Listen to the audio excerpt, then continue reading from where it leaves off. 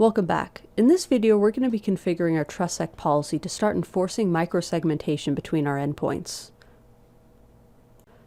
So to start out, let's go ahead and take a look at what our policy is. Under Policy Sets, I'm using the Security Demo Wired Closed, so let's take a look at the authorization policy. Looks like I have security group tags configured for each type of user except for the computer user. I'm using guest, so I'm going to make sure I add a security group tag for that later. Let's go over to Work Centers and then Trustsec. And under the dashboard, we can see any sessions, which in this case, I have a computer that's not signed in, which is getting the guest tag because we don't have a computer tag yet. And then I have another computer that's actually signed in as Jessica Jones, and she's getting the employee tag. So let's go over to components really quickly. I'm going to add a couple more tags. First one is going to be the computer tag. And just a note, if we were propagating this to ACI and we were connected to ACI, this would bind it to an EPG in ACI, but we're not going to dig into that because I don't have ACI configured. So I'm going to go ahead and add another security group tag, and this one is going to be for security servers. So things like my Firepower, LANCOPE, or StealthWatch, things like that. So I'll just give it a nice little icon and go from there. Next one I'm going to do is domain services, those like my AD server. Make sure you do underscore, apparently it does not like dash. And I'll submit that once again.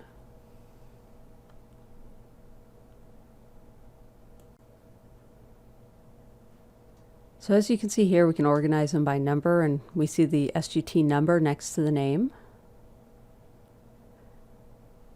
Now, if I wanted to verify that these have been pushed to the devices, I can click Verify Deploy. And if I wanted to manually push it out to the devices, I can do so as well here.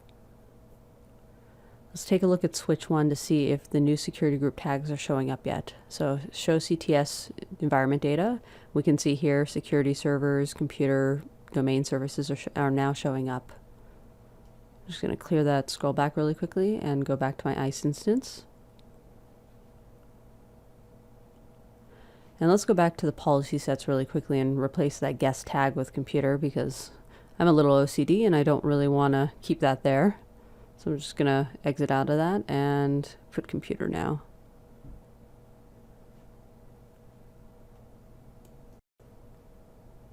So my servers aren't connected to a 802.1x capable switch. They're mostly virtual. So what we're going to go ahead and do is go to the work centers at Trustsec and components, and I'm going to create IP to SGT static mappings that'll be pushed through SXP. So if we look here on the switch, we can see show CTS role-based SGT map all. And we have some bindings from SXP, which is the previously I'd given the AD server the tag for a Trustsec device. I'm just going to delete that now. And I'm going to add my own devices. So as you can see here, we've got Firepower, I've got some StealthWatch servers, and my server 2012 AD instance. So I'm just going to make sure every one of those get a tag.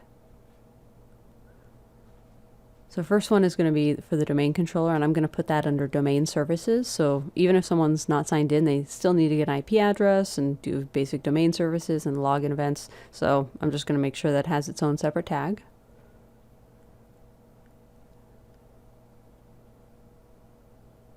Next, I'll give my StealthWatch instance, that's my management center. That's going to just be a security server, and I'll deploy that to all Trustsec devices. I'm just going to kind of go through this and do this for each one of my servers. I'm going to speed up this video just so it goes a little bit faster so you're not watching me add manually one by one.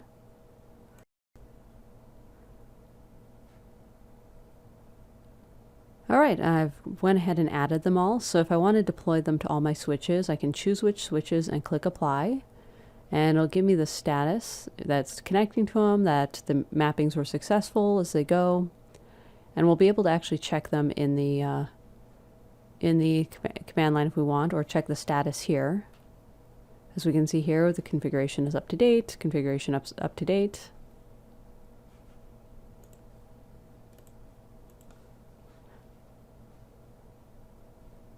So as you can see, we have several new several new entries showing there, so that's good. That's exactly what we wanted. Now for Security Group ACLs, the syntax is a little bit different than your normal ACL. You're not specifying a source and a destination. We're going to use that in the Trustsec policy. So what we do is we define if we're going to permit source, destination, and TCP, UDP, or ICMP. So in this case, I've created one for permit ICMP. Another one I'm going to, for certain management services, I'm going to do permit SSH and RDP. So just pay attention to the syntax. It's going to be permit TCP dest for destination equals, and the port number, which is 22. Permit TCP, if I can type, destination equals 3389, which is the port for RDP.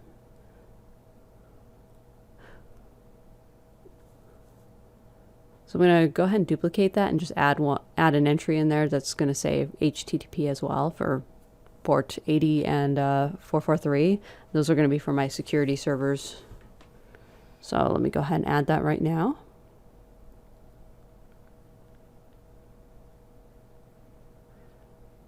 And I'm going to click submit.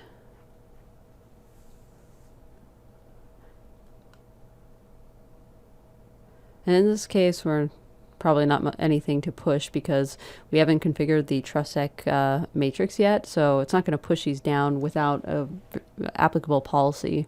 So it's not very interesting, but if we change those and then needed to push them because they were being used in a Trustsec policy, it'd be useful. Here we can see our network devices again and any AAA servers, which are ICE servers, what's listed under there. Let's go over to the Trustsec policy. The first thing we see is the matrix list, which it only gives us one matrix because we don't have it configured in settings yet to have multiple matrices. So let's go over to settings. You can see general Trustsec settings. We could verify, automatically verify after each deployment, which I'll just click yes, and I can see if I want to verify now. We can have the system assign SGT numbers automatically, or we can manually do it. I'm just going to say I want to manually do it. I like doing that a little bit better. That way I'm not doing like 1, 2, 3. We can have the security group numberings for API EPGs automatically be created in a certain range. We can have automatic security group creation, and we can create mappings for IP addresses returned by DNS entries, both in IPv4 and IPv6, as you can see here. I'm just going to keep that at the default and click Save. Then let's look at Trustsec Matrix settings. So we can allow multiple SGACLs, which I'm not going to do. We can allow monitoring, show SGT numbers, and change some of the coloring. I'm going to change this to multiple matrices really quickly. Then we can have production and staged matrices and using DEFCON. I'm just going to use multiple matrices, and I'll show you at the end of this video kind of how I would use that if I wanted to fall back to something. Then the SXP settings, we went through that in a previous video. We can also publish those bindings to pxgrid if we want, and I'll just go ahead and click yes, let it go ahead and restart. And if we wanted to configure this to go towards, to actually connect to ACI, which again, I don't have an ACI cluster to do this with, but if we wanted to, this is where we would start that configuration at. So let's go back to our Trustsec policy really quickly. And as you can see here, now that I've enabled multiple policy matrices, I can create another matrix, which I'll come back and do this in a minute. So let's go to the matrices really quickly, or the production matrix.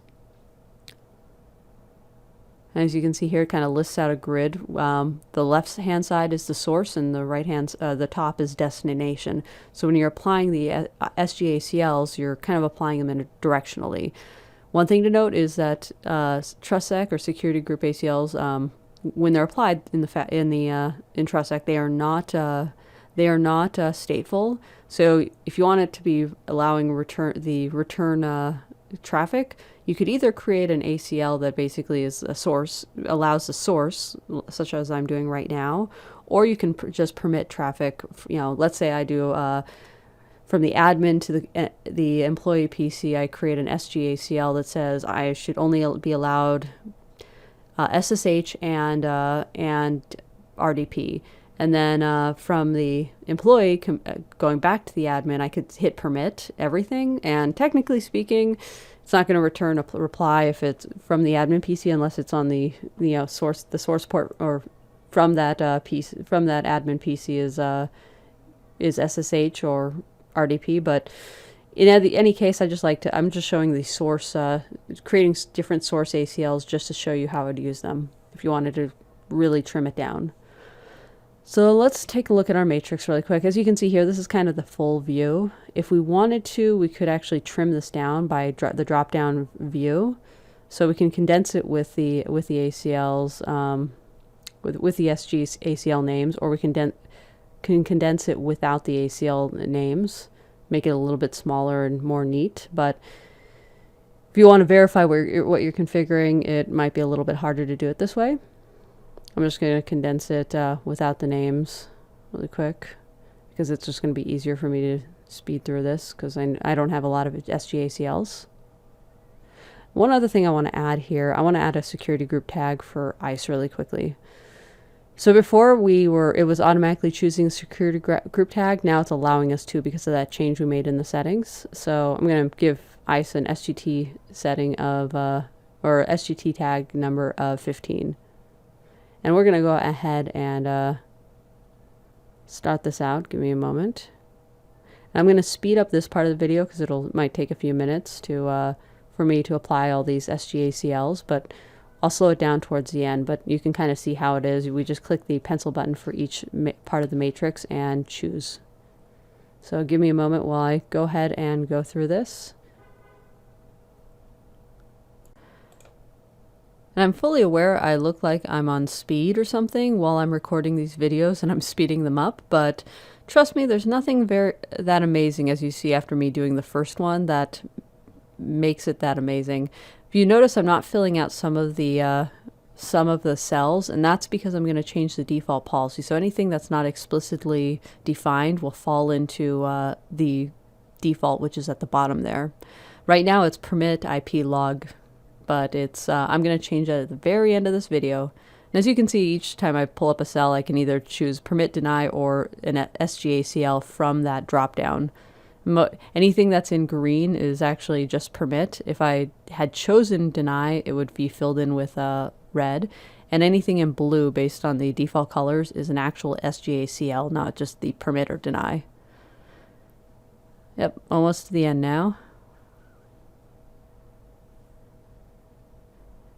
I wonder if anyone would actually believe me if I said I was this fast.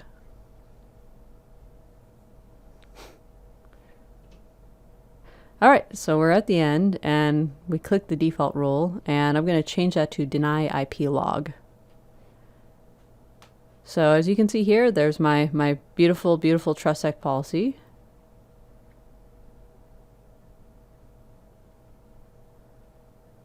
I'm going to go ahead and add ICE as a under the ICE tag, under the IP to SGT static mapping, and push that out to all the Trustsec devices. Okay, let's go back to our Trustsec policy really quick. And this Trustsec policy, I'm going to go ahead and assign it to all the switches, which are my NADs. So I can click assign NADs, check the box for all of them, and choose the production Trustsec Matrix, which is my only one from the dropdown. As you can see here, it can take a few minutes to assign. Now I'm going to create a secondary Trustsec Matrix. This is just going to be the fallback permit all. And you can copy a policy from another matrix. I'm not going to bother to do that. And the thing with these matrices, you can assign them to certain switches. So if you want to define one for a specific site and another one for a different site, you can go ahead and do so. But this, I'm just going to show an example of, oh my God, let's permit everything all at once and change everything quickly. I'll show you how to do that. So as you can see here, it says 3 still to notify, Trustsec configuration, push.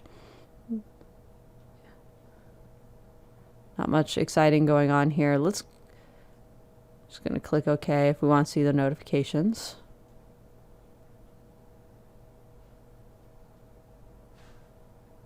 So let's go ahead and pull up my switch really quickly. I'm going to go to switch 1 first. Just log into it.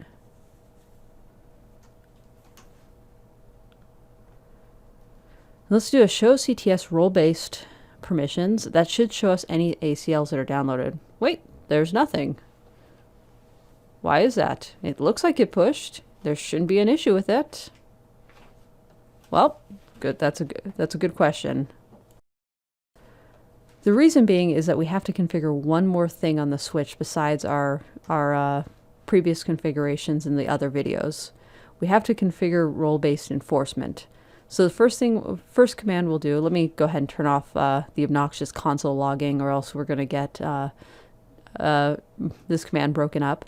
We're going to do CTS role-based enforcement. That's the first command. That'll allow us to download the policies. You can see here, boom, it just came from, it just all downloaded from ICE. You see everything was successful. We installed the RBACLs. But, so let's go ahead and do a show CTS role-based permission. Yep, so previously you can see here that it was just monitor all false. There's nothing there. So we're going to see some very different output. So show CTS role-based permissions. Boom. As you can see here, that's basically our entire Trustsec policy in SGACL format.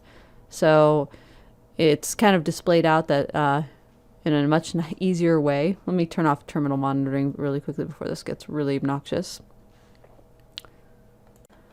Now let's say we want to see how what the communication is from one tag to another. So we can actually do show CTS roles-based, from tag, let's say 2 to tag, I don't know, 15. As you can see here, from that tag, Trustsec devices to group ICE, it's permit. So it kind of gives us a way to kind of cheat or to quickly reference what we need to see. So you might think that we're actually enforcing now, but we do actually need to put one more command in. So let's just take a look really quickly. We have everything pushed down from SXP, so that's good. So let's go over to configure T, and the last command besides roles-based enforcement is we have to let the switch know which list, which VLAN list. So you can do VLAN list all, but I'm going to just put down VLAN list 100. And at this point, it's starting the enforcement of the Trustsec tags. Now, then we're going to go over to switch 2 really quickly, and I'm going to do the same thing. You see here, so show CTS role-based permissions. There's nothing there, so we'll go to configure T, CTS role-based enforcement, CTS role-based enforcement VLAN list 100, and now if we check the permissions, yeah, we see it right there. Awesome. Now let's check the permissions. Show CTS role-based permissions.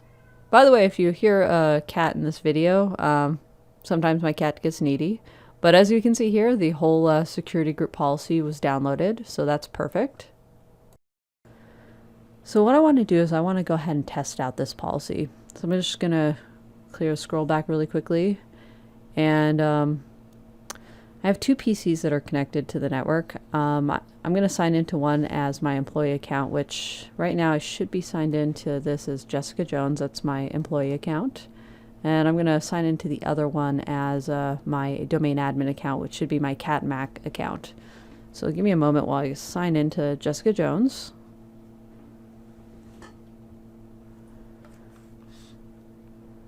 And I'm going to go ahead and sign into here as my domain admin as CatMac.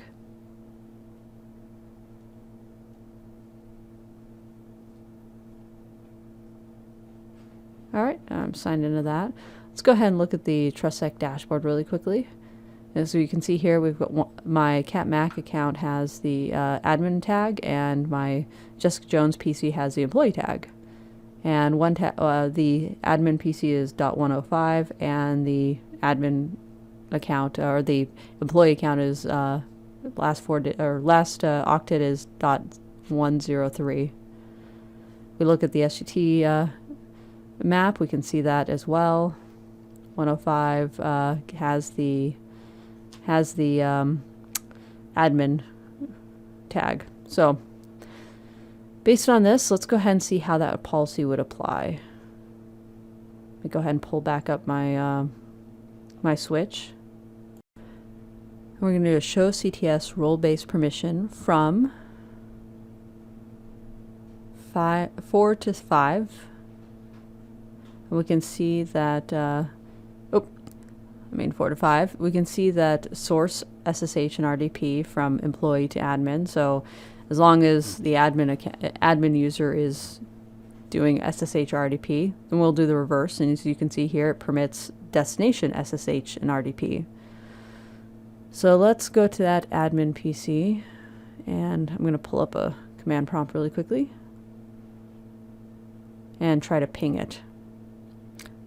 So the employee PC is .103, and it's not working at all. That's because we haven't permitted ICMP in the Security Group ACL. So that should time out. So next thing I'm going to want to do to make sure I can RDP into Jessica Jones' PC is I have to enable RDP on that machine. So let me go ahead and pull up the computer settings and change remote access to allow domain admins to be able to RDP in. So give me just a moment.